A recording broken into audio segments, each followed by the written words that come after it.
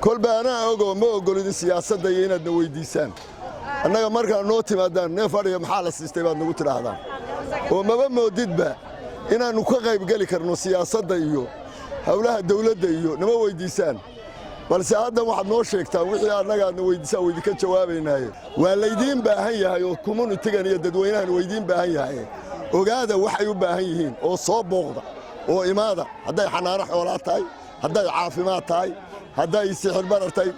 دولار كي أفر مليون بو مريا أفر أنا وحنا وقبنا يسوق يسني كما عبرنا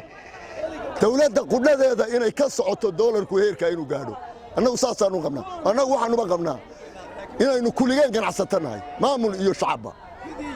أنا إلا ما نروح للشيء في عن مكتر أنا وحنا وارجنا ما ده حوصل رأيه كايا جوه سيا كان عصتنا نهايو أنا دور إنه دولار كوير جينو صعدوا وقع بريه دويدا إنه قصيكر النقطة وحير حوله دركان ودول بيجارين أما يحن نقطة أما عدون هالنقطة أما هود كقلبيت ويردوا كان وأكو يرتيو حولها قالي قروبي أنت من يسيبها قالي نقطة وميل ترجعني إن كستو قالي نمدي يسكتشرتو من السنة دي مركا حولو صوبتان وكالجارو وحبان المياه مركي لما بقول النفط ما دو أما بقول النفط مادان ما أنت بقول كالنفط ما دو برايس كواكر ما أنت لبضنا والليبل أدوكو سهلا هدو كسي بطانا isagana dee hoos buu tagayaa level hoos buu tagayaa sida dhacdayba hadeer dorraad iyo shalay iyo maanta iyo dorraad maalintii ka horeysay waxa u dhaxaysa wax weyn baa u dhaxeeya waayo neefkii 2 milyan iyo 800 2 milyan iyo 7 la siinayay shalay 22 iyo 20 baa la siinayay nin askariya jooga isaguna wax dhacayaba ma ogeyn neefkaas uu ilaashadaayo ka qaata xogaaga yar la yiri ka soo qaad wax kale oo ay dawladdu ka ogtahay xaradatan ma jirto habayna xiriyihii la sameeyay wargoortii la sameeyay waxay 7 bay xataa anagu intaanu soo iibinay alaab oo niri halka xiriir nooga dhisa ama meel dadku harsado wali waanu sugaynaa meel ay ku maqayeen ma naqaan marka saasaan go'aan waxaanu ku qaadanay ninka reer baadiyaha neefka wata iyo qofka ka gadanaya ee dumarka ah wixii iyaga dhexdooda oo ay maatel iskaga hor yimaadaan inaanu anagu xilisa saarno aanina waxba u doonane aanu dhexdayada ka saxano wax iyaga haddii ay imanaya caafimaad baan noo iman xanaano xoolaad baan noo iman arrimaha gudaha noo iman intuba shaqay ku leeyihiin xerada waanu naqaanaa dawladda waxay moodayaan dadka xerada jooga in abaarihii keeneen oo ay ka soo ordeen meelaha duurka dawlad baanu la soo shaqaynay ilaa 4 wasaaradood baa shaqo kule xerada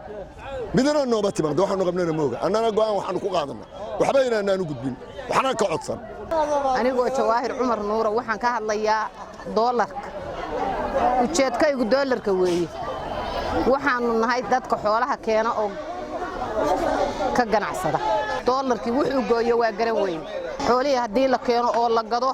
wax allaale waxay goynayaan ma jiraan waayay waxba waa qaban waayay dadkii wuxuu ku dhow yahay shacab baadiye iyo magaalo ka dhaxo wuxuu ku dhow yahay baqti waxaanu codsi ka nahay markaas oo dawladda iyo intii wax garadaba waxaanu ka codsanaynaa in doolarka xal loo sameeyo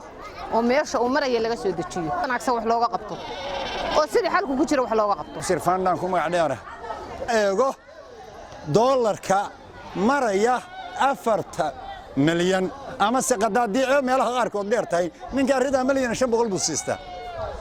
milyan iyo 500 bakhaarka hadduu la galo lagama gadanayo adar doolar ka soo dhig baa leeyahay 4 milyan ku bedel ridii milyan iyo 400 hay $30 bay tagaysaa milyan iyo 500 oo Soomaaliyana waa uu sitaa